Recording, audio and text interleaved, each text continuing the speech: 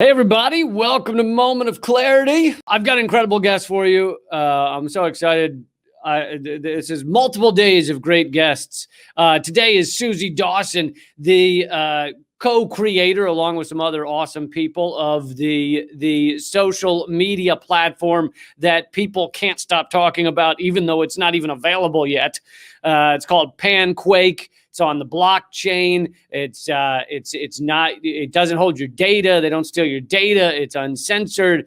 Anyway, a lot of great things about it. We'll get into all that, why it's so important, why it has to happen now, and why it's different than all the social media platforms that dominate our lives right now. Please take a minute to share this. Let people know.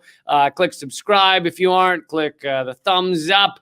And yeah, let people know. The thumbs up thing actually turns out to be important because YouTube won't tell people about it unless they think people are liking it. So click the old thumbs up. I don't know if that stands for thumb up our asses, but that's kind of where we are. Humanity is as we watch it all collapse. Let's get to our guest who has done amazing work. Please welcome Suzie Dawson. Hi, Lee. Thanks for having me. Hey, Suzie. How you doing?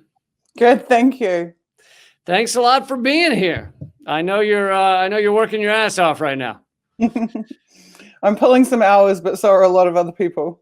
Very true, very true. I have noticed, I know this is tough with something that takes a long time to build, that there's been endless talk on Twitter and other platforms about Panquake, your new invention, I guess we can call it, along with many others, I know. So it is in the early stages, but it's just getting rolling. So it's not available yet, but let's get into what makes it different from the social media platforms that are currently dominating our lives and censoring our lives and telling us what we're allowed to talk about. And I'm glad I'm having this discussion with you this week, because it comes on the heel of further suppression and censorship. Graham Elwood, who is a supporter of Panquake, but is also the co-host of my podcast, Government Secrets, has just had his entire YouTube channel demonetized for, they claimed, for showing controversial content. Who knows if that's because we just did a JFK assassination episode. But yeah, his career is being, upended and threatened by what YouTube has decided to do for basically no reason other than speaking the truth, really. Unfortunately, it doesn't surprise me at all. I think recently Jimmy Dore said on Tucker Carlson that Julian Assange and WikiLeaks were the beginning of this trend of censorship, and I would absolutely agree with that. Certainly, Julian Assange warned years in advance of Twitter's increasing censorship, trend of censorship, and also Facebook's. And it seems now that that was a really prescient warning, and that's playing out, particularly across independent media in the activism sphere. But I think ultimately this is heading towards a really dark and scary place where I think nobody will actually be allowed to dissent online in any form, or will have some kind of serious punishment for doing so. It's one thing to be silenced. It's one thing to lose your platform.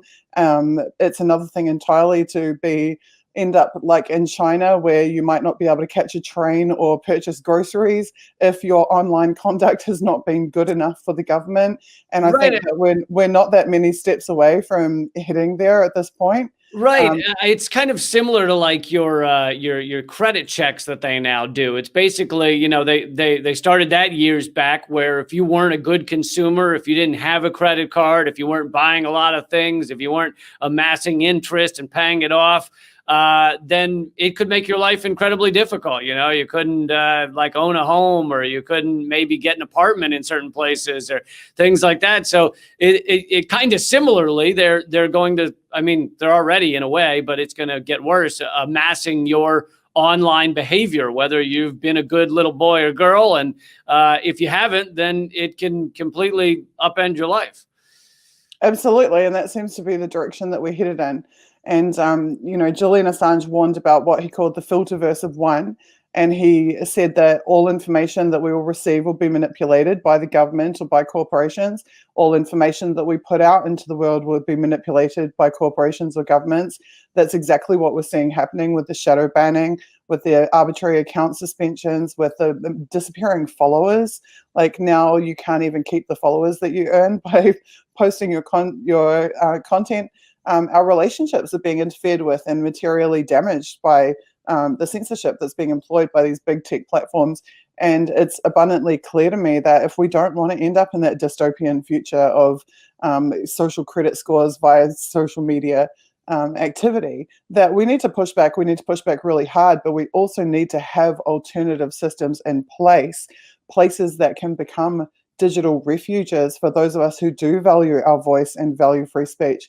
And that's exactly what panquake.com is about, and why I've been working on this project for the last few months. And I know you came up with the name Panquake from pan meaning global. I think this was before the pandemic began, but and quake meaning the effect you can have with social media. I think both those things are incredibly important. And so I know people have a lot of questions. Probably top of that list is how would it be set up on the blockchain so that people could, have their voice heard and not fear that one little member, one little person inside YouTube, for example, can decide, they don't like you and therefore your stuff gets censored. So you're right, that Panquake is a short messaging service and it is on the blockchain. And what that means is an indelible record, an immutable record is created of every public content post that our users create, and also the interactions that they have with each other. So if I write a quake and it goes to my timeline, it is also copied to the blockchain and can be accessed by anybody else who is on the network. And in accessing that record, you can, because it's cryptographically carved into the blockchain, you can tell that it hasn't been manipulated, that nobody's changed the content, that nobody has removed the interaction. So this gets rid of the problems of disappearing retweets or disappearing likes or disappearing followers, or all these types of problems that we're seeing happen across the big tech platforms at the moment. And so it just gives people peace of mind and assurance, and in a really provable way, that their content is being protected and preserved and not meddled with. The other thing that it does is it shows very clearly if any moderation has occurred, the specifics of that moderation. And again, any user on our network can access that record. So yes, we will be removing child pornography. Yes, we will be removing genuinely illegal content that is not okay to anybody in society, really. But when we do so, you will know what date, what time, what account, what message, why that message needed to be moderated, who it was moderated by, and then that just provides total transparency to the network. Whereas Twitter and Facebook in particular, but others as well, Google and even YouTube, they're modifying accounts and content by the hundreds of thousands or millions on a daily basis, and we have no accountability whatsoever as to who is being impacted or why these actions are being taken. There's also really no significant due process or recourse, whereas in our case, we're providing transparently to the entire user base exactly the reasoning behind any moderation action that is taken. Right. And we are never moderating for political reasons, ever. Right. I think that's incredibly important. The idea that there's this permanent record of why it needed to be moderated and who did it and everything else. Because one of the biggest problems right now is that, for example, I've been some level of shadow banned on Facebook for the past 4 years. I was gaining 5,000 followers on Facebook a week before 2016. And now I've been basically stuck at 330,000 ever since. I never gain no matter what. And I have no idea why that happened or what happened or who decided it or what algorithm decided it or anything else. So at least, if that were to happen to me on Facebook, they should explain to me, the reasoning. But what happens so often is they just say, disruptive content or community guidelines, or it's just a vague nothingness as to why they are stopping people from being heard. And that wouldn't happen at Panquake. Another important difference is the data mining aspect, correct? Absolutely. So we will not, in fact, I was going to say we will not sell your data, but it actually goes beyond that. We will not collect your data. We are not collecting email addresses. We're not collecting phone numbers. You can have an anonymous account by default on Panquake, and then you can choose, if you wish, to self-verify that account. So we don't get involved in the verification process. We put it in the hands of our users. So you, Lee Camp, when you set up your Panquake account, you can go to Twitter or Facebook or any other social media platform you use. You can make a post that says, on Panquake, I am at Lee Camp. And then you take the link to that post and you put it into your Panquake bio, and voila, you have just outed yourself to your audience and provably that you are in fact Lee Camp, without having to have any interaction with us, without us having to approve that. So it's a decision that you make yourself. You retain your autonomy and your right to choose about what information you divulge to your audience, and then you administrate that. So I think that's another huge difference. We're not creating this digital caste system, which is what Julian Assange described it as, actually, where Twitter gets to decide who earns the verified tick or not, or ditto with Facebook, Well, YouTube, and as an others. upper class member, I'm a fan of the Twitter oligarchy. No, I'm kidding. Well, I mean, we seem to be headed towards a future now where we know for a fact that the algorithms are favoring these so-called verified accounts. They're favored in the top tweet results, for example, in search results, and Of course, really, and it just creates a Pavlovian response where people assume the blue check must be more legitimate than anybody else. So people just see the blue and they think, well, this must be a comment, that deserves my time. So it also, even if they weren't favoring it, we naturally favor it. yeah, I think that's true. And also regular people feel belittled, they feel lesser than, and it's just it generates a lot of negative feelings, and a false sense of superiority for some establishment figures as well. So what Panquake.com is doing is creating a level playing field. We're saying all of our users are worth the same to us. We're not creating any corporate accounts or celebrity accounts. The platform itself is advertising free, completely free of advertising. There's no paid boosting of content either. I know multiple other platforms have gone down that route. We are not. You can't pay more money to get more seen on Panquake. You see only the content by those people who you choose to follow, and then you see it in a time linear order. So you're seeing it when it was posted. We're using no personalization algorithms. There's nothing manipulating what's on your timeline other than you selecting who you follow, and that's it. The no advertising thing is incredibly important. However, I can't believe you would say that a pipe fitter in Cleveland deserves to be heard as much as Paris Hilton. Okay. One of those is clearly more important. And until you guys figure that out, it's going to be a real problem. But yeah, no, the advertising thing is so important because none of these organizations, none of these platforms, none of these outlets, none of these news shows, none of them want to admit that the fact that they have ads on there means that these corporations exert a massive influence on them. And it doesn't need to be people like CNN loves to say, Raytheon doesn't call us up and say, here's what you can cover. It's like, no, they don't need to. They know that you aren't going to do extensive, daily reporting on how much Raytheon, how much blood is on Raytheon's hands, because you're getting paid to put up ads for Raytheon on an endless basis, and you don't want to threaten that money supply. It's just common sense that paid advertising eventually exerts its control.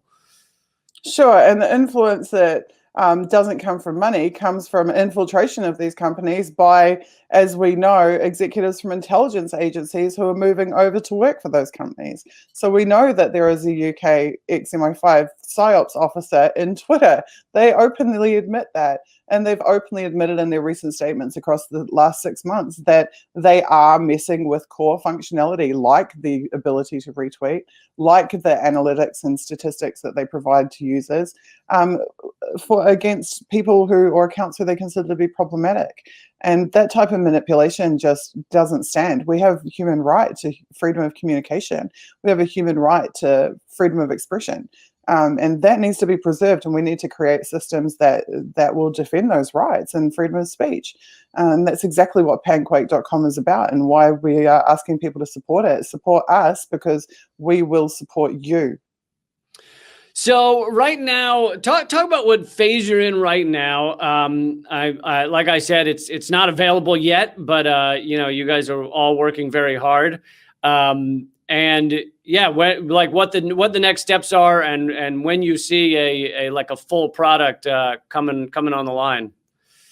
So we are really making sure that we don't fall into some of the pit stops that others, such as, I guess they should remain nameless, have. For example, we are really wanting to create a platform that truly is for everybody, that doesn't get pigeonholed as being left or right. So we have a beta release coming up in the next couple of months, which is going to invite 5,000 trusted users who we have established personal relationships with, people who followed us for years or who we followed for years. You will definitely be one of them, Lee, who will be coming onto the platform first to test it, to make sure that everything is working as it should. And we are actually this is something I haven't talked about before, but it's true.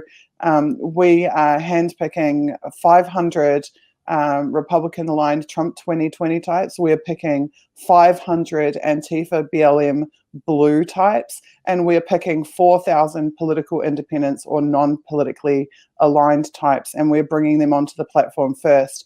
And that is so that we can show very clearly that there is a home for everybody on this platform, regardless of what their beliefs are, that we are not going to discriminate against one wing or the other, or anyone in between, and that everybody can coexist and have a home, that we don't have to polarize ourselves and then attack the other side and try and hound them out of existence, but that actually we are all naturally part of a society and can exist on a digital platform together. And then we're doing a advanced rich functionality second release, which will have a lot of the things like groups or advanced search functions available. And in that release, we're allowing our first 5,000 users to bring on 5 people who they trust and love and care about. And that will bring us an additional 25,000 users. And as they pull in from their peer groups, we are hoping that we can keep that nice, beautiful rainbow distribution from left to right of everybody. And that will allow us to, again, reinforce that this is a home for everyone. And from that point, we will release our 2.0, which is the full public release, when anybody will be welcome to sign up for a Panquake account. I know that, it's the Facebook, Twitter, Google, YouTube, they're all about trying to maintain their monopolistic control of these spaces. And they can be pretty cutthroat to do that. I know that when we did I agreed to speak on your video release recently, and it was an excellent event with a lot of incredible people like Chris Hedges and Jimmy Dore and Graham Elwood and so many others. It ran into a lot of problems getting up on YouTube. I can't imagine that was just a coincidence. I know that Minds.com, another platform, you can't send a Facebook message to anyone with Minds.com in the message. And so I'm wondering, how much you feel that will be an issue going forward. Well, I think they did us an absolutely tremendous favor. So that event was pretty hyped, actually, and there were thousands and thousands of people waiting to see that launch event online. Jimmy Dore was carrying the live stream to his channel, or attempting to. It was going out to 5 other channels, including Graham Elwood, including the Panquake channel, including my personal channel, and other platforms as well. All of those streams were completely throttled. The bits weren't dropping on our end. It was actually on the YouTube end that was happening. And so, yeah, it did appear to be some type of technical sabotage going on. But the response to that sabotage was, surprisingly to me, it was not criticism of us. It was our very switched on smart audience realizing what was happening and being absolutely infuriated at Google and YouTube for preventing us from delivering that content. And they responded in amazing ways and in force. So I went onto social media after that launch event failed to stream, expecting to be lambasted across the board. And instead, what I found was hundreds and thousands of supportive messages from users across the board saying, this is the proof that Panquake is legit. It's the real deal. It's the real thing. The powers that be hate it. They don't want us to know about it. Where can I donate? And we actually had thousands of dollars donated to our donation page before we even got our launch event video out, before even people even knew what Panquake was. They were already donating and supporting us. And then even more amazingly, I noticed people they'd taken our Panquake logo off our website and had started changing their profile pictures on social media to our logo and creating banners and putting banners on their social media profiles of Panquake and just relentlessly posting messages on the internet telling people to support this campaign.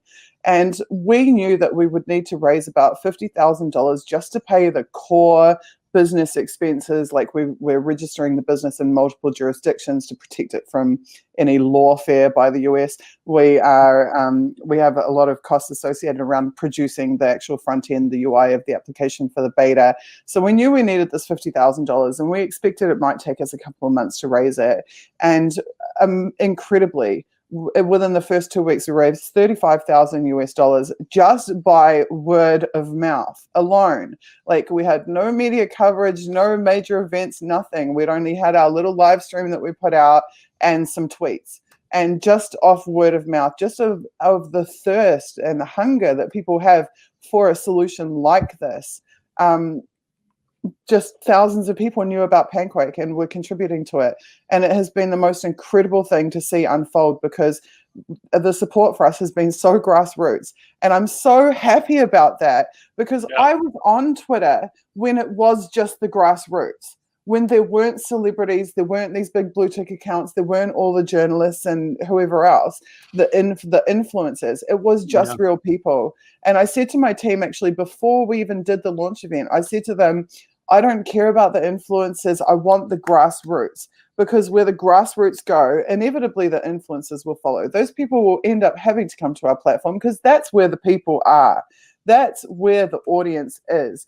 And the people are significantly more important to me. And the people are who we have won the hearts of.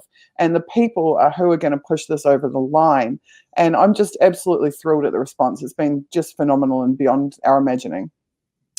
Yeah, it's pretty cool how excited people are. Talk for a minute about Bill Binney joining on, and he's a legend. He's an NSA whistleblower, but talk about what he's specifically doing on the project, and also about his background. Okay, so Bill Binney is the ex-technical director of the National Security Agency, who was really appalled by the direction that it was taking, particularly around 9/11, 2001, and the beginnings of widespread implementation of mass surveillance. So basically, he was seeing from the inside the construction of the types of systems that Edward Snowden a decade later would happen across. And Bill essentially resigned. I mean, I think technically he retired, but he essentially became a whistleblower. Not so much that he took documents and leaked them, but that he has verified a lot of information, such as actually the Snowden documents. He has done a lot of speaking around the revelations in those files. And he has been just an amazing and incredible and brave proponent for freedom of speech and privacy rights for the average citizen. He's a really beloved figure for that. He's an incredibly courageous man, and incredibly talented and genius level technologist. The best of the best he was for over 30 years at the NSA. Okay, you're making me feel unaccomplished. Look, we are all unaccomplished by comparison to No, I know. Believe me. But how the partnership with Bill came about was quite spectacular. I don't think I've told this story either. I think I've told it privately to Graham Elwood, but I don't think anyone else knows. I had a meeting with Bill because I wanted him to endorse Panquake. And so I took him through, because I knew he was a technologist, I took him through all our architectural documentation and all of our design documents, because I wanted to get his opinion on them. And then at the end of the meeting, he said, so what do you want from me, Suzie? And I said, I want you to join our advisory advisory board, and once a month we'll have a meeting for an hour, and you can just give us any general advice, just make sure we're on track. And I'm thinking like, please, please, please, Bill. And he says, I don't just want to shop for an hour once a month. I want to build this. I want to be on your development team. And at that point, of course, I just about fell off my chair, because he's Bill Binney offering to help build our product. And lo and behold, there he is at the next meeting discussing multi-dimensional encryption and advanced networking technologies and how to deploy them at scale. And I'm just sitting there going, oh my God, we're the luckiest people on the planet. And of course, we have a fantastic development team. We've got people from Germany, from Australia, from the US, and from New Zealand, all working together to build this product. But they're now being led by Bill Binney, and that is something incredibly special. And we're just so lucky to have him be a part. So, what am I missing? What have I not asked you about?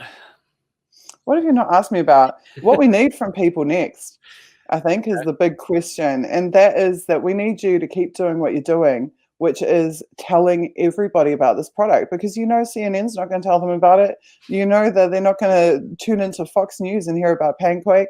The corporations are not going to support us. The corporations are going to suppress us. And the only thing that can smash through that is word of mouth, reaching out by all different means and methods to everybody and telling them finally a real social media platform is coming, a platform that will serve the users only, not corporations, not governments, and not security agencies.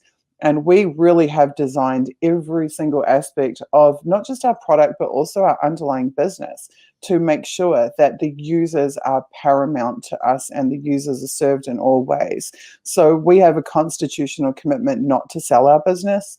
We have designed our network in such a way that we actually can't sell the network. Right. We've got no centralized servers. We don't put ourselves in the middle. We're not a client server model. The network is the users in totality and exists only amongst the user devices. Right. That's something I was really impressed with is, and correct me if I'm wrong, if the FBI, the CIA, whatever, were to come to you and say, oh yeah, everything you're doing is illegal, give us the keys to the empire, we're going to run it now. Or someone were to just let's say the Koch brothers or the Mercers come and say, here's $20 million, we're going to take it from here. That's not even possible, right?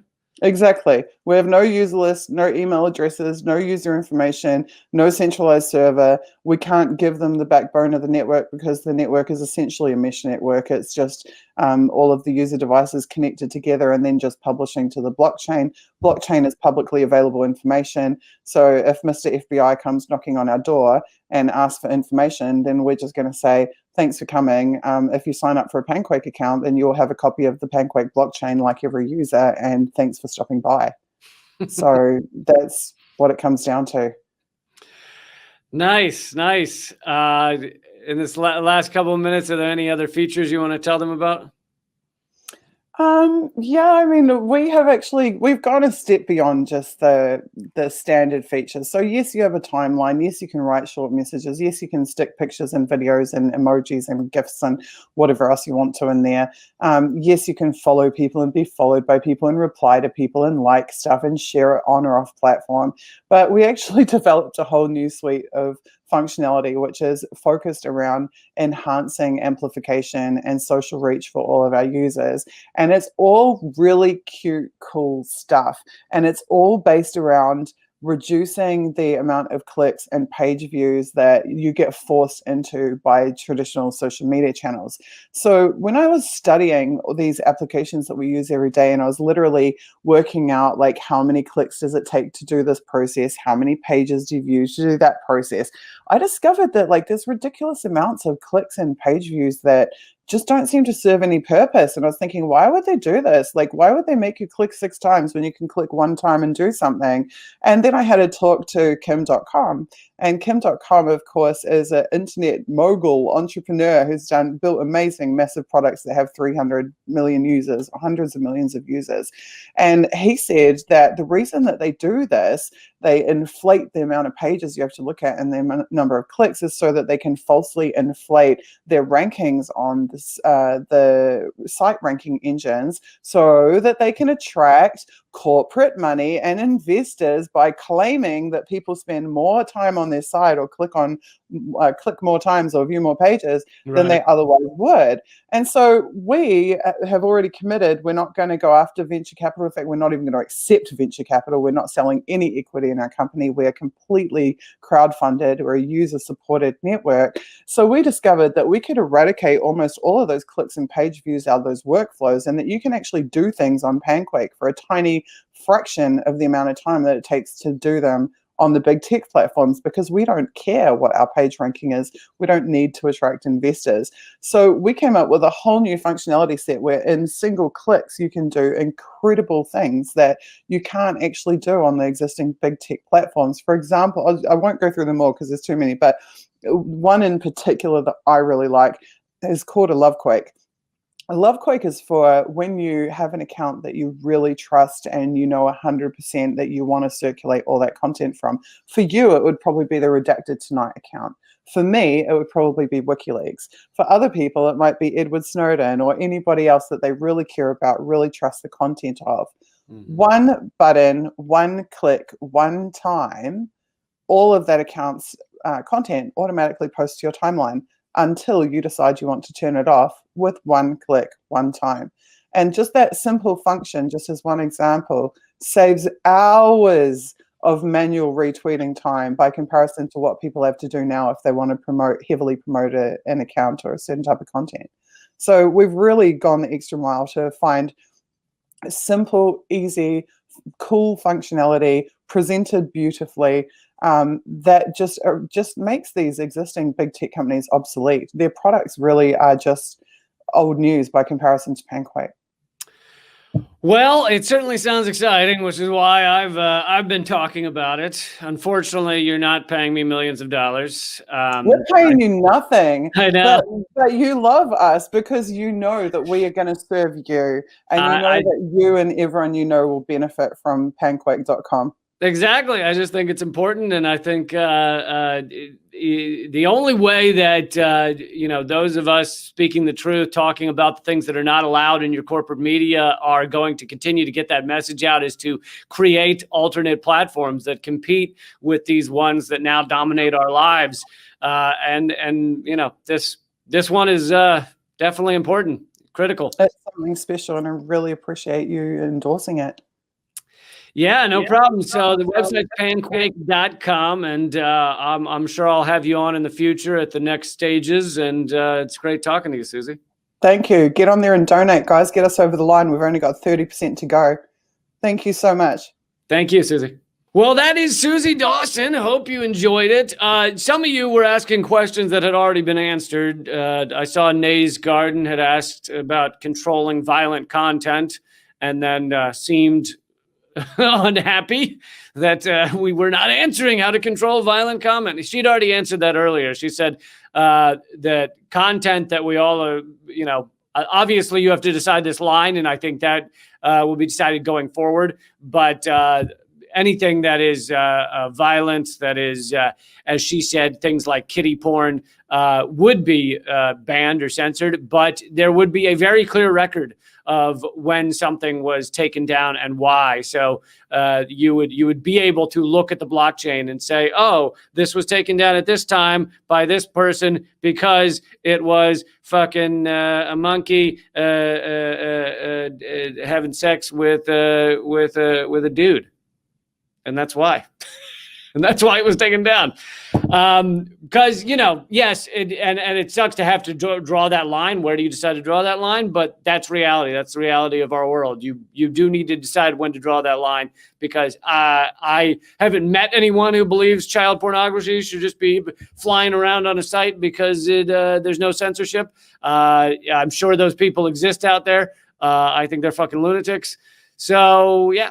unfortunately, you do have to find that line. But I think that she said nothing would be taken down because of its political content. Or because it's not true, for example. Yes, Nays is saying he has no lines. So if you want kitty porn, head on over to Nays Garden because he's telling you he's got some. Just messing with you. But thank you guys so much for joining. And thank you, Taylor Hudak, for attending as well. Taylor hosted the recent video event we did for Panquake. You can still find that on Vimeo as well. I think YouTube tried to stop it. But panquake.com is the website. Thanks to all who donated. All of the donations are going to Food Not Bombs this week. Great organization that gives people food. What an outlandish idea, giving people food. And let's see, I do these almost every single weekday, except sometimes. And I also, as I've mentioned, Graham Elwood, you should support him as well. Recently, YouTube has said his channel's been demonetized, which is really hurtful to his career, hurtful to his life's work. But I do a podcast with him called Government Secrets. We also live stream it every Friday. And we've just done 2 segments out of a 3-part series on the truth about the JFK assassination. And I don't know if that's what got him banned. He's not banned. He's demonetized. It very well could be. YouTube is very upset that we are doing these series on the truth about the JFK assassination. But I think it's, giving a perfect example of the type of truth, absolute truth, like absolute reality that they do not want to acknowledge. And they just want you to buy into CIA talking points. Holy shit. Nays just donated $104, $420. Nice. To Food Not Bombs. Very cool. And Dustin also, thank you for the donation. All the proceeds going to Food Not Bombs this week. But yeah, this JFK series that is getting censored by YouTube is, I think it's incredibly important, and it goes to show how terrible the censorship has gotten on our platforms and why we need to build up alternatives like Panquake. But if you want that series, look up Government Secrets. It's on any podcast platform you can find, and it's also on YouTube for now, at youtube.com/Moment of Clarity. It's on Graham's channel, and we're both on Rockfin. Speaking of alternatives, one alternative, which does not have necessarily all the cool stuff that Susie's talking about, but it does treat content creators better. Rockfin.com, ROKFIN.com. I'm at rockfin.com/Lee Camp. Graham Elwood's on there as well, and you should support him because he's just been demonetized. And so head on over to rockfin.com/Lee Camp and Graham Elwood and grab some of our stuff over there. All right. I will talk to you hopefully tomorrow. Keep fighting.